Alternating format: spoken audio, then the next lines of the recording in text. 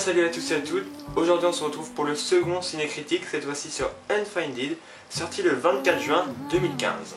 Un film réalisé par Levan Gabriadze, un réalisateur sorti de nulle part. Et dans le film on peut retrouver notamment Shailene Heining.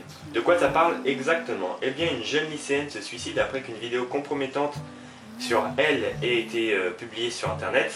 Un an plus tard, 6 de ses amis se connectent un soir sur Skype pour chatter entre eux. Mais une 7e personne, inconnue des autres, se connecte également. Cet intrus se montre très vite sous un visage inquiétant et menace les 6 amis de tuer le premier qui se déconnectera. Peu à peu, les événements tragiques qui ont marqué la bande un an plus tôt refont surface et se montrent sous un nouveau jour. Eh bien, que dire du film? Tout d'abord, je souhaite souligner le fait que ce genre d'horreur est destiné à un type de personne bien précis. Je pense que c'est pour ça que la presse a démonté le film sur les critiques qu'ils ont pu faire. Pour ma part, je l'ai vu sur un ordinateur.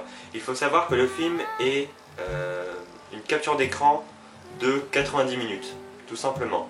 Donc, pour être un petit peu plus dans l'ambiance, pour que ça colle vraiment au film, il faudrait le voir sur un ordinateur. C'était assez rigolo même, parce qu'il y avait plusieurs bruitages Skype, il y a vraiment tout ce qu'on connaît sur un ordinateur, et parfois, moi j'avais l'impression que c'était mon ordinateur qui faisait ces bruits-là.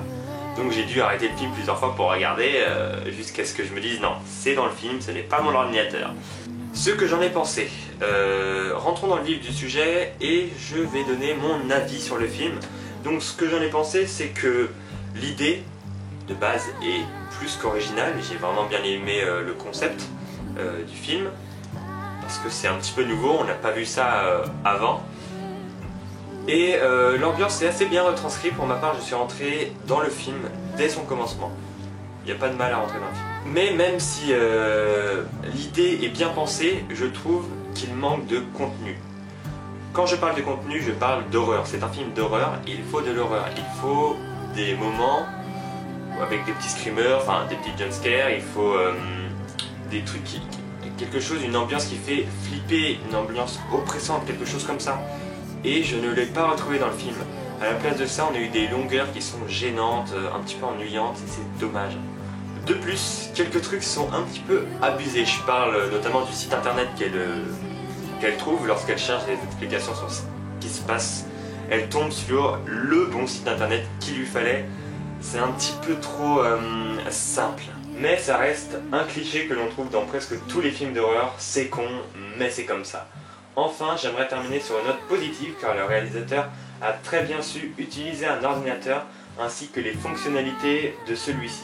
Facebook, Skype, iTunes, tout ça, ça paraît con, mais parfois il y a des films d'horreur qui se foutent de la gueule du monde, donc je tenais à le dire. Donc, voilà, pour mon avis sur le film, qu'est-ce que je pourrais rajouter? Peut-être les acteurs, mais je trouve qu'ils ont été assez, assez justes. Bon, il y a eu quelques moments où ils abusaient un petit peu, ils surjouaient. Mais dans l'ensemble, j'ai trouvé les acteurs bons, même s'ils sont complètement inconnus, tout comme le réalisateur. Donc pour moi, ça sera une note de 6 sur 10.